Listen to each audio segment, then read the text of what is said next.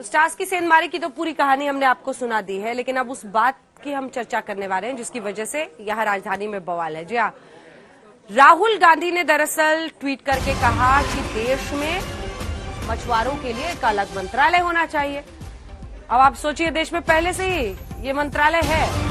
फौरन गिरिराज सिंह जो कि मंत्री हैं मत्स्य मंत्रालय के, उन्होंने ट्वीट करके कहा कि मैं न्योता देता हूं, बताए कहां आना है या खुद ही आ जाए।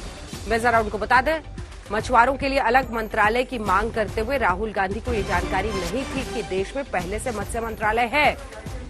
अब इस पर चारों तरफ से उनकी घेराबंदी कर रही है बीजेपी। आइए आपको सुनाते हैं गिरिराज सिंह से इस पर बात की हमारी सहयोगी मौसमी सिंह ने। राहुल गांधी कह रहे हैं कि अगर किसानों के लिए एक मंत्रालय दिल्ली में हो सकता है तो आपकी मौजूदगी शायद उनको स्वीकार नहीं है या मंत्रालय उनको पता नहीं है। क्या कहेंगे? मुझे तो लग रहा कि ये नहीं पूछे कि देश में अब एक और प्राइम मिनिस्टर की आवश्यकता है। ऐसा ज्ञान शायद राहुल गांधी को छोड़ करके देश में किसी को नहीं हो सकता, जो पूरे देश और दुनिया में भारत को बदनाम करने के सिवा और कुछ नहीं। ये है कि जिसे देश का दशा और दिशा नहीं पता, जो विपक्ष का नेता है और वो ऐसे प्रश्न खड़ा कर रहे हैं। और मैं अब कहता हूं उनसे कि राहुल जी, अगर मोदी जी को पहचानना हो तो जरा मोदी जी ने जो विभाग 2019 में बनाया है उस विभाग को जान ले। मैं बता देता हूं, आपके नाना जी 1947 से लेकर के 2014 तक जो उत्पादन हुआ मछली का रिकॉर्ड वो 100 लाख टन हुआ, यानी 10 मिलियन टन। मोदी जी ने कितना किया अपने कार्यकाल में? 150 लाख, 15 मिलियन। आपके नाना जी के काल से अब तक 14 तक 3682 करोड़ ही सेंट्रल एलोकेशन हुआ। मोदी जी ने अपने कार्यकाल में 27,000 से ज्यादा का निवेश का प्रपोजल लाया। ये है मोदी जी का काम करने का तरीका।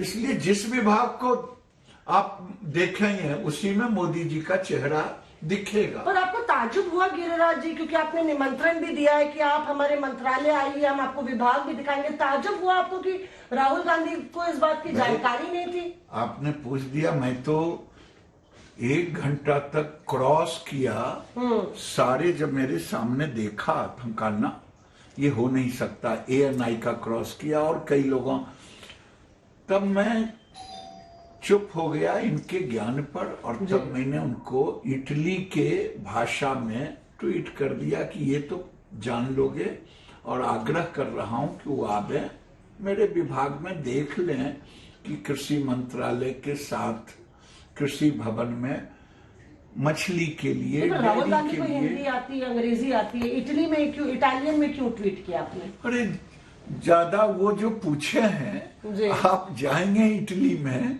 तो आपको पता चल जाएगा कि वो इटली से ही भारत को देखते हैं। इसीलिए मैंने पूछा। स्मृति ईरानी ने भी उसको रीट्वीट किया, उन्होंने भी इटालियन में कुछ लिखा। क्या लिखा उसमें? इटालियन में शायद सहमति जताई आपसे। अनुराग ठाकुर ने भी ये कहा ट्वीट पे कि ये है मंत्री और ये है मंत्रालय। उन्होंने आपका ट्विटर हैंडल। अब तो मुझे लगता है कि उनको हर विभाग दिखाना पड़ेगा, हर मंत्रालय घुमाना पड़ेगा और मोदी के कार्यकाल का एक एक विभाग का रिपोर्ट देखना पड़ेगा। जिस कृषि का गुणगान गा रहे हैं, भरम फैला रहे हैं, अपने कार्यकाल में, यूपीए के कार्यकाल में केवल 88,000 कुछ 100 करोड़ का बजट रहा। मोदी जी ने 4,87,000। अपने ट्वीट में भी वो लिखा। हाँ। पर राहुल गांधी कांग्रेस के नेता नंबर 1 माने जाते हैं, कांग्रेस कार्यकर्ता ये मानते हैं और भावी प्रधानमंत्री होने का भी सपना देखते हैं।